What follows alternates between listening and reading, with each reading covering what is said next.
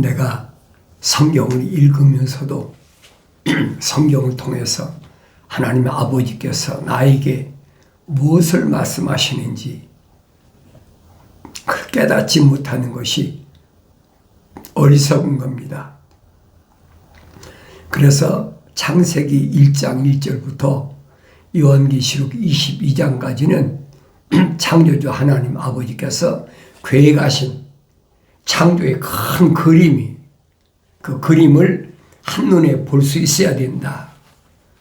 성경 읽어도 안 보이는 사람이야 어떻게 겠습니까? 눈이 안 띄었으니까 못 보는 거죠. 근데 근본적으로 보지 못하는 사람이 있다는 얘기예요. 근본적으로 보지 못한 사람 누구냐? 사도 바울은 자연인이라 그렇게 표현했어요. 여러분들이 기독교 복음 전도자 훈련은 유튜브 방송이 콘텐츠에 오시기 전에는 내가 누구인가를 모르잖아요. 자연인이 뭔지, 하나님의 생명 호흡으로 조성된 사람이 누군지 분간합니까? 하늘나라의 종교는 무조건 누구든지 예수 십자가 보혈로 제사함 받을 수 있다. 마치 피조물인 내가 원하면 되는 것으로 그렇게 잘못 가르쳐주고 그렇게 지금까지 왔잖아요. 신학자들의 거짓 이론이란 말이에요. 성경은 아니거든요. 그러니까 내가 성경을 읽으라는 얘기. 그래서 내가 여러분들에게 여러분 자신이 한 사람 한 사람이 성경을 읽어야 된다는 거예요. 다른 사람 얘기 듣지 말라는 얘기. 우리가 어떻게 알겠습니까? 그 사람이 거짓 선지자인지 가짜인지 어떻게 합니까? 신학교 나오면 진짜다. 목사 안수 받으면 진짜다. 거짓말하지 마세요. 그것처럼 황당한 거짓말이 없어요. 그럼 사도 바울이 거짓말쟁이죠. 그럼 하나님의 아들도 거짓말쟁이고요. 내가 성경을 안 읽으면 그들이 주장하는 것이 뭔지를 알지 못해. 그들이 얼마나 곁길로 가고 있는지를 그걸 알지 못한다는 얘기예요. 내가 성경을 읽으라. 계속 여러분이 강조하는 것이 그겁니다. 성령 받은 사람도 갓난 아기들로서 순수한 젖을 사모해야지. 남들이 젖을 먹는 걸 내가 배부를 수 있습니까? 내가 직접 먹어야 된다는 얘기예요. 그러니까 성경을 읽었으면 그게 보여야 돼요. 근데 성령 받기 전에는 안 보여요. 그 사람들 말이 그럴싸하고 달콤하고 듣기 좋고 그런 것 같잖아요. 하늘 아래서는 윤리와 도덕적으로 흠이 없어야 된다. 그러려면 예수 십자가 보혈로 제사함 받아야 된다. 그건 새빨간 거짓말이잖아요. 윤리와 도덕은 어디서 시작했어요? 그 철학이 시작돼요. 철학에서. 사도 바울은 철학을 뭐라고 합니까? 헛된 속임수다. 그 노략질하기 위한 헛된 속임수다. 속지 말라는 거예요. 그건 그리스도를 따른 게 아니라고 확실하게 설명해 주고 있잖아요. 근데 성경을 안 읽으니까 모르는 거예요. 내가 가는 길이 이게 삐뚤어진 길인지 굽은 길인지 직선길인지 그걸 모르잖아요. 내가 가는 길이 좁은 길인지 내가 들어가는 문이 좁은 문인지 그걸 깨닫지 못하잖아요. 왜? 성경을 안 읽으니까. 자연인은 해당이 안 돼요. 자연인은 누구냐? 어머니 태했을 때 하나님이 간섭지 않으시고 덮지 않으심, 자연스럽게 태어난 사람을 가리키는 거예요. 그런데 하나님의 생명호흡으로 들어온 사람은 다윗이 고백한 것처럼 내가 어머니 태에서 만들어질 때 오장육부가 만들어지기 전에 사지가 완성되기도 전에 하나님을 덮으셔서 나의 모든 것을 하나님 책에 생명책에 다 기록해 놨다고 그러죠. 이 말씀은 창세기 1장에 하나님께서 우리의 형상과 모습들대로 사람을 창조하자. 하나님 거룩한 뜻과 일치되잖아요. 그러니까 창세기 2장 7절에서 말씀하신 게 뭐예요? 하나님께서 흙으로 사람을 빚으시고 그 콧구멍에다가 하나님의 생명호흡을 후 불어내니까 무엇이 됐느냐? 살아있는 하나의 혼이 됐다. 살아있는 하나의 혼이 됐다. 아무리 어머니 태에서 쌍둥이로 임신해도 하나님은 하나씩 밖에는 간섭 안 하신단 말이에요. 덮지 않으신다. 그래서 하나님은 모세에게 말씀하시잖아요. 나는 천사를 통해서 말씀하신 게 뭐냐? 나는 스스로 있는 자인데 굳이 내가 내 이름을 알기를 원한다면 나는 아브라함에게도 하나님, 이삭에게도 하나님, 야곱에게도 하나님이다. 야곱은 쌍둥이 아닙니까? 형 에서와 한날 한시에 났잖아요. 그런데 성경은 뭐라고 그럽니까? 내가 야곱은 사랑하고 에서는 미워했다함과 같다. 말라기 선지도 말라기 1장에서 그렇게 설명하잖아요. 한 사람 한 사람 하나님 창조하신 그 원리를 잘 알라는 얘기예요. 그러니까 선지자들 통해서 말씀하시잖아요. 왜 하나님이 한 번에 여럿을 창조하실 수 있는데 하나만 창조하셨느냐? 그 이유가 뭐냐? 그것은 다른 것이 아니라 경건의 씨를 위해서 거룩한 씨를 위해서 하나만 창조하셨다. 하나님의 창조의 거룩한 뜻을 선지자들 통해서 이미 다 선포하셨어요. 그러니까 내가 성경을 읽어야 된다는 얘기예요. 남의 얘기 듣지 말고. 그러니까 사람이 이 세상에 태어날 때 영생을 전제로 태어난 사람과 영생과 영생은 상관없이 태어난 사람, 자연인. 성경은 둘로 나누잖아요. 그 하나님의 아들이 2000년 전에 사람의 몸을 입고 오셔서 증거하신 말씀이 뭐예요? 영생은 이것이니 그 사람들에게 유일하신 참 하나님의 아버지와 아버지께서 보내신 예수 그리스도를 아는 것이라. 유일하신 참 하나님의 아버지를 알아야 되고 또 아버지께서 보내신 예수 그리스도를 알아야 된다. 그래야 영생이. 그럼 나는 참 하나님 아버지와 아버지께서 보내신 예수 그리스도를 얼마나 올바로 알고 있나. 안 읽고 여러분이 어떻게 알아요? 내가 읽어야 되죠. 어느 시대, 어느 언어를 쓰고 어느 민족에서 태어났던 그게 중요한 것이 아니잖아요. 하나님의 생명호흡이 들어왔느냐 안 들어왔느냐. 그게 핵심이잖아요. 그럼 다른 사람이 하나님의 생명호흡이 들어온 거하고 나하고 무슨 상관이 있어요? 나 아닌 다른 사람이 하나님의 거룩한 사랑 생명호흡이 들어왔다고 나하고 무슨 상관이 있느냐. 내가 하나님의 거룩한 생명의 사랑의 호흡이 들어왔어야지 내가 영생할 거 아닙니까? 그런데 어리석은 사람은 나 아닌 다른 사람을 통해서 뭐가 얻어지는 줄 알아요. 사탄 마귀는 혈통적으로 할아버지, 아버지, 나, 내 아들 그렇게 혈통적으로 이어지는 줄 알고 있잖아요. 성경은 정반대예요. 그러니까 그런 것들은 어디서 주장하느냐? 철학과 과학에서 주장하는 거예요. 철학과 과학은 뭐만 얘기합니까? 겉사람 얘기해, 겉사람. 표면적인 사람. 그런데 이 표면적인 것을 사도 바울은 뭐라고 그럽니까? 장막집이라고 그러잖아요.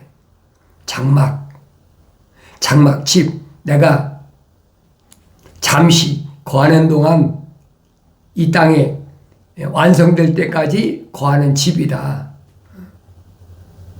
내가 성경을 읽기 알아듣죠. 내가 성경을 읽지 않으면 알아들을 수가 없어요.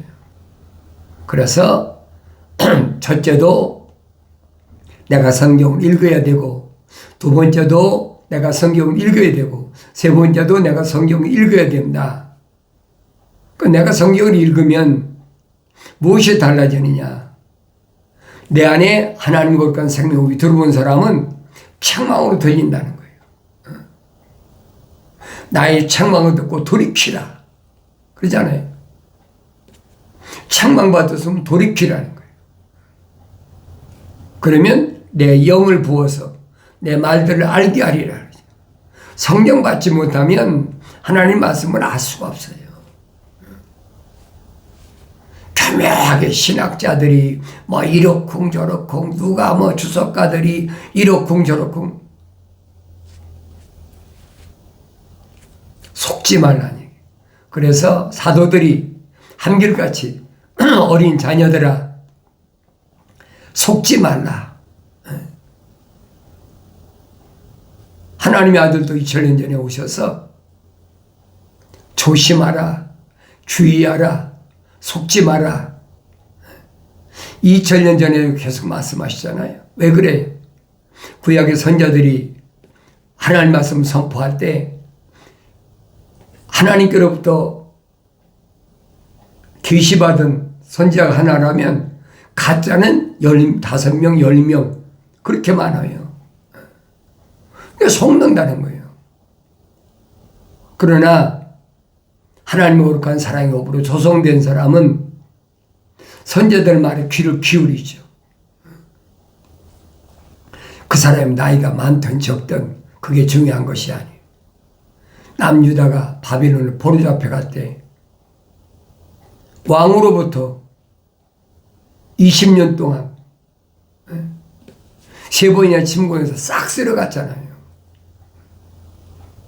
그때 제사장들이나 바리새인들이나 서기관이나 왕들까지 고관들까지 다 잡아갔잖아요. 그런데도 소년 사드락과 메삭과 아벳느고와 다니엘 같은 사람들, 소년인데도 하나님의 말씀으로, 하나님의 생명의 말씀으로 자기 모든 것을 다 걸어버리잖아요. 한참 사춘기 때인데 세계적인 패권 국가의 수장인 느부갓네살왕이 진수성찬으로 그렇게 먹을 걸 갖다 줘도 거절하잖아요. 우리는 이거 먹을 수 없습니다. 왜 먹을 수 없다는 거예요? 한참 성장할 나이인데 그렇잖아요.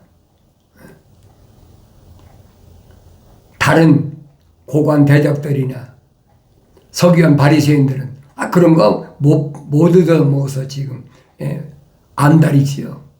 그런데 네 소녀는 거절하잖아요. 우리는 하나님이 약속하신 그 약속의 말씀보다 더 귀한 것이 없다는 거예요. 이방인들의 음식이야, 유대인들의 음식하고는 하늘과 땅 차이잖아요. 함부로 먹지 말아라. 포로로 잡혀갔는데 다른 사람은 다 받아들이는데 이 네 소년만 거절하잖아요.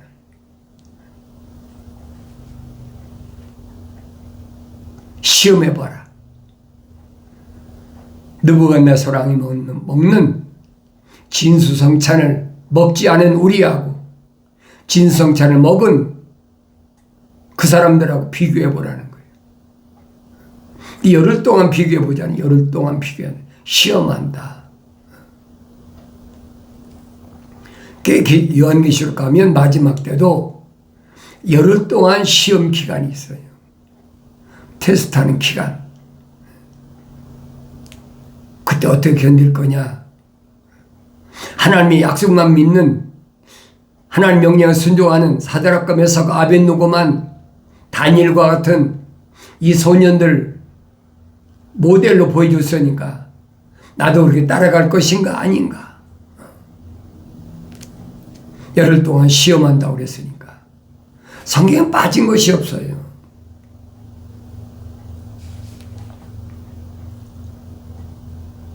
절대로 금하잖아요. 그러니까 느부갓네살 왕이 꾼 꿈을 아무도 모르잖아요. 왕이 산의 진미를 먹은 사람은 아무도 몰라. 그런데 유다에서 붙잡혀온 소년 다니엘은 알잖아요. 대답을 못하니까 느부갓네살 왕이 화가 머리끝까지 올라서 다 죽여버려라. 이것들 왕이 먹는 산의 진미를 먹이면 특별 대우를 했는데 왕이 어려울 때 꿈을 꿔가지고 그 꿈이 무슨 꿈인가를 알지 못해서 이 곤욕을 치르고 있으면 그거 대신해 해줘야 될 거 아니에요. 다니엘이 그러잖아요. 이게 뭐가 급합니까? 오늘 밤 기회를 주십시오. 그 밤에 하나님께서 천사를 통하여 계시하시잖아요. 꿈은 느부갓네살 왕이 꿨는데 해석은 다니엘이 하잖아요. 다니엘이 해석하지 못하면 다른 사람이 꾼 꿈을 어떻게 알 겁니까?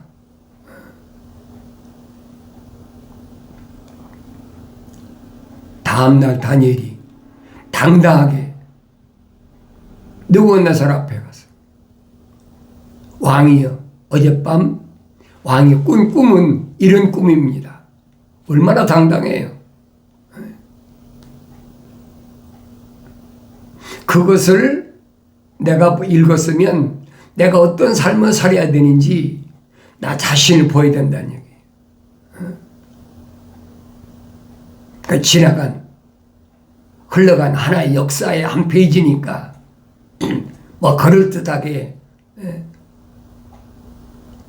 써서 역사니까 왜곡시켜서 쓸 수도 있을 것이다. 그 신학자들이 그런 얘기하고 있잖아요. 그러니까 다니엘서는 꿈을 꾸다 받은 거니까 그건 성경에서 빼야 되는 사실이 아니다. 그게 신학자들이 여러분 정신 똑바로 차려요. 그러나 다니엘이 느부갓네살 왕이 꾼 꿈을 정확히 설명하잖아요. 왕이 밤에 꾼 꿈은 큰 신상을 하나를 보셨습니다. 그 신상은 머리가 금이고 가슴팍은 은이고 배와 넓적다리는 노시고 두 종아리는 철이다. 그리고 발가락은 10발가락이 있는데 5은 철로 되어 있고 5은 진흙으로 되어 있다. 큰 신상을 봤다는 거예요. 그 밑에는 사람의 손으로 다듬지 않은 큰 돌이 있다. 그러면서 이건 뭘 의미하고 있느냐? 해석까지예요, 해석까지. 이 신상의 금머리는 바벨론이다. 바벨론 나라가 패권 국가니까. 그 다음에 은으로 된 가슴은 메대와 파사. 그 다음에 배와 넓적다리는 헬라. 그 다음에는 두 종아리는 로마. 두 종아리 다음에는 10발가락은 로마가 패망하고 나서 거기서 파생된 10나라. 그게 마지막이다. 그 다음에는 사람의 손으로 다듬지 않은 돌이 이 신상을 때려 부셔가지고 타산을 이뤘다.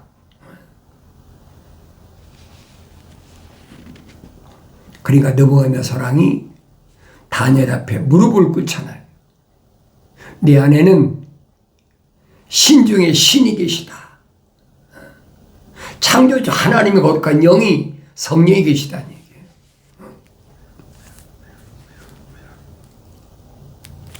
그러니까 하나님의 거룩한 생명으로 조성된 사람이, 성령 받은 사람이 그 얘기입니다.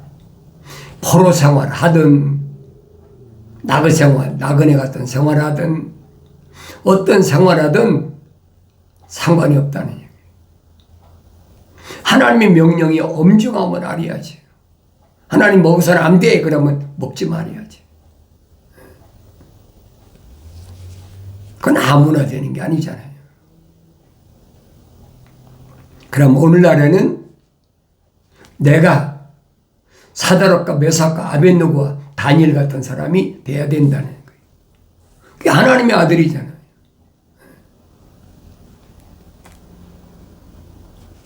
신상을 신을 평화에다 세워놓고 거기다 다 절하라. 음악이 울리면, 솔터리와 하프가 울리면 다 절하라. 느부갓네살이 다니엘을 통해서 분명히 신상을 봤는데도,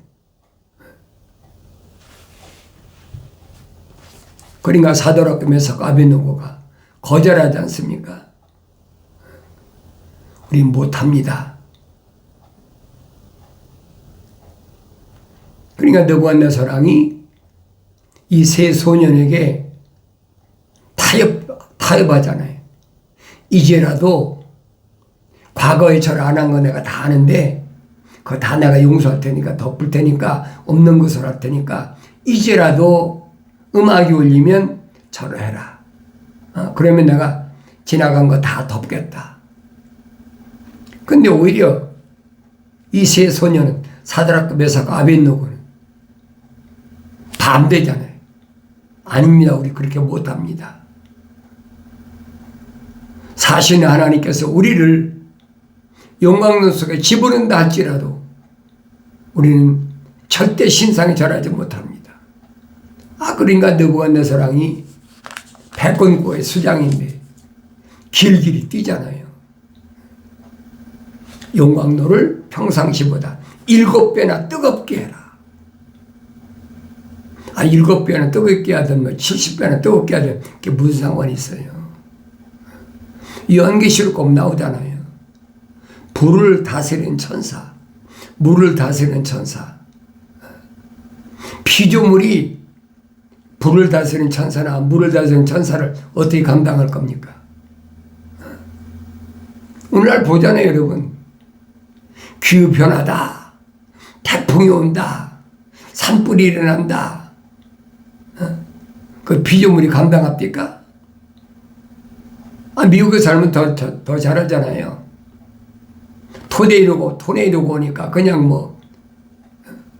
소가 날아가고, 유조차가 날아가는 판인데, 뭘로 감당할 겁니까?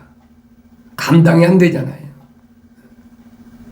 미국만 그런 거 아니잖아요. 중국이나 유럽이나 남미나 지구촌 어디든 다 마찬가지예요. 왜? 창조주 하나님의 손 안에 있잖아요. 이제 그런 걸 보면은 깨달아야 되는데, 나는 안전한 데와 산다.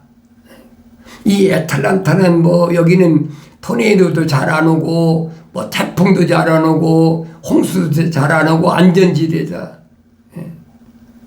착각하지 마세요.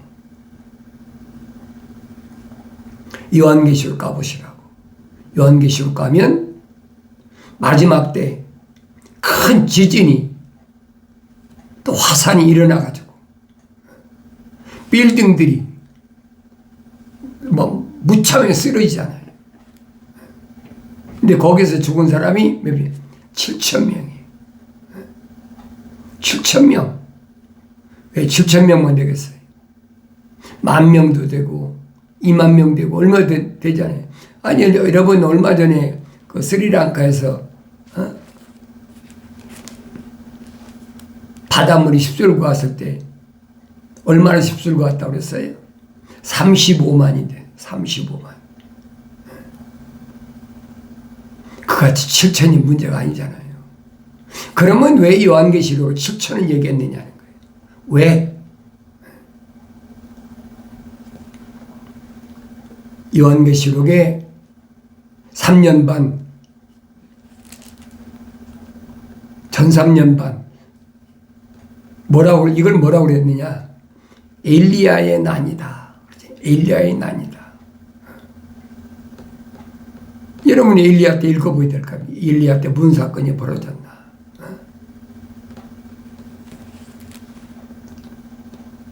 엘리야가 견디다 견뎌 못 견뎌가지고 너무 힘드니까 이제 갈멜산에서 850대 1로 바알과 아세라 선자들을 불의 천사를 통해서 응답받고 나서 그들을 다 멸절시켜버렸잖아요. 너무 힘드니까 죽기를 구하는 거예요. 나만 남았습니다. 나밖에 다른 사람 없습니다. 나머지는 다 우상에게 절했습니다.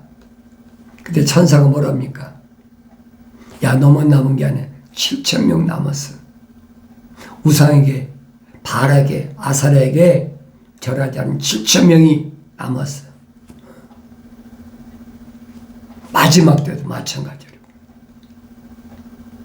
그 7,000명을 데려가는 방법을 성경에서 가르쳐주고 있는 거예요.